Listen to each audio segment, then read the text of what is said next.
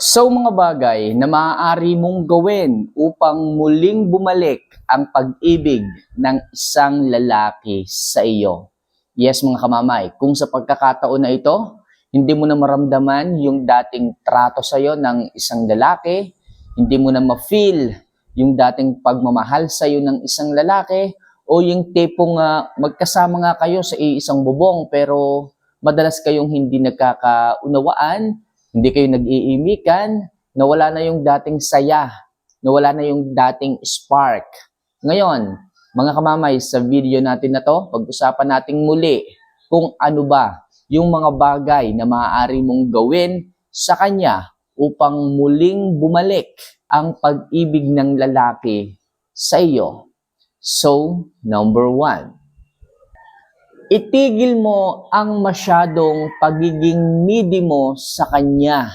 Yes, mga kamamay, yung tipong mawala lang siya sa mata mo, hindi mo lang siya makita, hindi mo na alam kung ano yung mararamdaman mo. Yung tipong umuwi man ng bahay late lang, pero anong ginagawa mo? Masyado kang aligaga, masyado kang naiinis kagad, tinatawagan mo na kaagad siya. So kapag kaganyan mga kamamay, malamang sa malamang, iinit ang ulo ng isang lalaki sa inyo. Sabihin ng mga yan, bakit ganyan ka? Bakit parang wala kang tiwala sa kanya? So mga kamamay, alisin nyo po yung inyong ugali na ganon, yung pagiging needy po ninyo, yung masyado pong paghahabol ninyo sa isang lalaki, sapagkat nakakasakal po yan. Sapagkat hindi po nagiging komportable ang isang lalaki kapag masyado kang needy sa kanya. Kaya please, alisin mo sa katawan mo, sa isipan mo, ang kung anumang paghihinala na naiisip mo. Paano yung kamamay? Minsan na kasing nagloko Kaya hindi mo rin ako masisisi kung bakit ako ganito. Kahit pa, sapagkat mag-aaway lang kayo ng mag-aaway, kung lagi kang magiging needy sa kanya, lagi mo siyang tatawagan, oras na mawala siya sa mga mata mo. Okay, alam mo yun, nawawala yung tiwala. Although, nasira na yung tiwala, pero syempre, wag mo laging paabutin sa point na tipong sobra yung pagiging needy mo sa kanya sapagkat hindi rin po ito makakatulong. Ganito na lang ang gawin mo. Kung hindi mo maiwasan na magselos, kung hindi mo maiwasan na mag-isip ng kung ano man sa kanya, so bigyan mo siya ng pagkakataon pa, isang pagkakataon pa. Kung mapapatunayan mo na talagang gumagawa na ulit siya ng kalokohan, gumagawa na naman siya ng problema, gumagawa na naman siya ng gusot, saka ka mag-set sa sarili mo na bitawan siya. Sapagkat ang isang relasyon, kung puro hinala, pagiging needy ang ipapakita mo, hindi kayo mag-grow.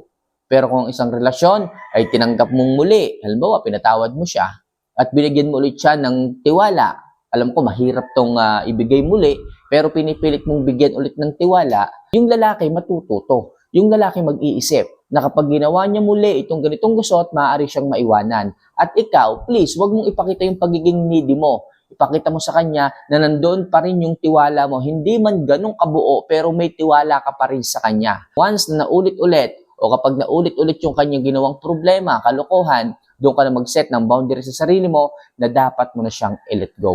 Ganun lang mga kamamay. Okay? So maliwanag tayo dyan So wag kayo munang magiging needy.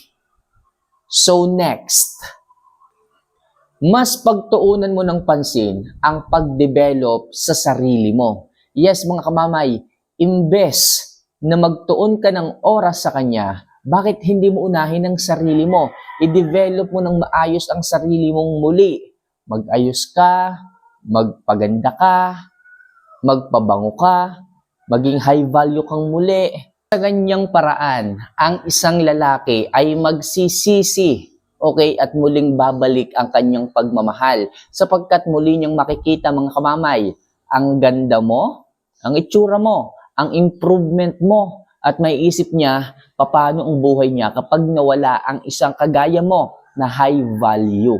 Kaya mga kamamay, sa halip na mag-focus sa kanya sa paghabol, bakit hindi mo muling i-develop ang sarili mo? Alright?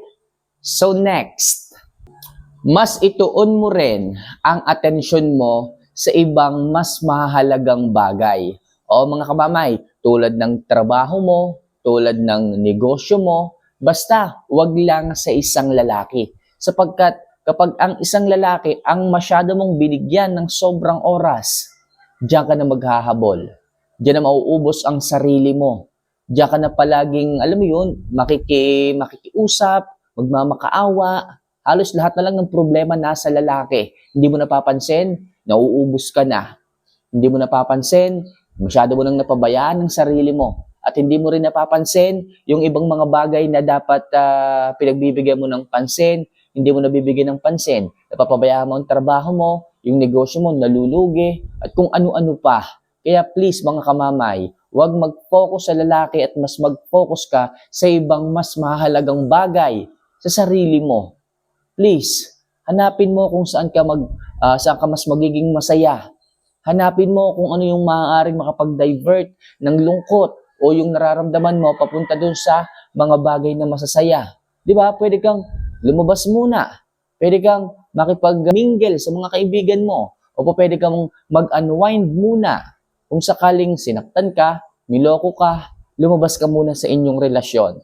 At wag na wag kang maghahabol sa isang lalaki. Sapagkat hindi mo makikita ang saya kapag masyado kang nakafocus sa kanya. Tandaan nyo, ang mga lalaki, mas nakikita nila ang pag-ibig nila sa inyo pag nakikita nila na kaya nyo pong sumaya kahit wala sila. Okay? Pero pag nakikita po nila na masyado kayong nakafocus sa kanya, halos siya lang ang naging mundo ninyo, lalo po silang lumalayo sapagkat hindi sila na-excite walang saya sa inyo. Walang challenge. Kaya please, hanggat maaari mga kamamay, mag-focus kayo sa ibang mas mahalagang bagay sa inyong buhay. Alright? Sa ganyang paraan, muling babalik ang pag-ibig ng isang lalaki sa iyo. So next, umiwas ka muna sa pakikipagtalo o pakikipag-away sa kanya. Yes, mga kamamay, makakatulong po ito upang muling bumalik ang pag-ibig ng isang lalaki sa inyo. Kung sa tingin mo, masyado nang nagiging toxic ang inyong relasyon, madalas na po ang away, pagtatalo, nakakarinig na kayo madalas ng masasakit na salita sa isang lalaki, bakit hindi isang araw gumising kayo na hindi nyo na siya pinapatulan, na hindi nyo na siya sinasaktan din through words? Sabihin, manahimik kayo, yung tipong pasok dito, labas na lang dito yung mga sinasabi ng isang lalaki. Dahil nga, nasanay na rin yung lalaki na madalas kayong nagtatalo, madalas kayong nag-aaway. So, ibahin mo naman ang routine. Okay? Huwag ka munang makipagtalo, huwag ka munang makipag-away. Sa madaling sabi, magtataka ang isang lalaki kung bakit hindi ka na ganyan na nakikipagtalo, hindi ka na nakikipag-away, kung bakit parang nanahimik ka na lang. So, sa ganyang paraan mga kamamay, bababa po ang pride ng isang lalaki. Sapagkat wala na siyang pagtataasan pa ng kanyang mga salita, ng kanyang pride, sapagkat hindi ka na nga sumasagot. Yung tipong napagod ka na sa kanya, yung tipong hindi mo na sinasayang ang oras mo sa pakikipagtalo. Sa ganyang paraan mga kamamay, marirealize ng isang lalaki at the end of the day kung para saan pa yung kanyang mga sinasabi. At marirealize din ng isang lalaki kung bakit nga ba niya kailangang magtaas ng pride sa'yo. Gayong possible, maaari kang lumayo, mawala, umalis sa inyong relasyon. At gagawin niyo ito mga kamamay kapag alam po ninyo na nasa tama kayo. Gagawin niyo po ito mga kamamay kapag alam po ninyo na responsable kayo, hindi kayo toxic sa inyong relasyon. Sa ganyang paraan, marami ang marirealize ng isang lalaki tungkol sa inyo. At the end of the day, makikita niya ang halaga mo, makikita niya ang value mo, at ang resulta, muli kanyang babalikan. Alright? So next, huwag ka masyadong marupok para mapansin niya ang pagbabago mo. Yes, mga kamamay, ang ibig sabihin dito, kung halimbawa napagod na nga kayo sa pakikipagtalo, okay? Ngayon, syempre, hindi mo na siya pakikialaman. Hindi mo na siya, susuyuin. Ikaw na yung medyo didistansya sa kanya. So kapag dumistansya po kayo, yung tipong nagbago na kayo, hindi na kayo ganun ka-sweet, hindi na ganun ka-showy, so mapapansin niya ngayon ang pagbabago mo. Hawakan niyo po mga kamamay yung pagiging matigas po ninyo. Okay? Huwag kayong magiging marupok para makita niya ang pagbabago po ninyo.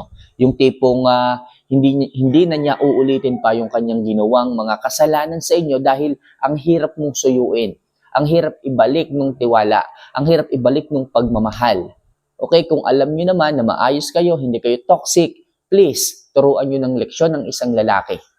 Okay? Turuan niyo ng leksyon na kapag sinaktan kayo, ang hirap niyong paamuin, ang hirap niyong balikan, ang hirap ibalik ng tiwala. Sa ganyang paraan mga kamamay, madadala ang isang lalaki at muli niyang ibabalik ang pagmamahal sa inyo at mas panghahawakan niya ito. Sa ganyang paraan mga kamamay, yung hindi niyo pagiging marupok, yan ang inyong magiging sandata upang muling ibalik ng isang lalaki ang pagmamahal nila sa inyo.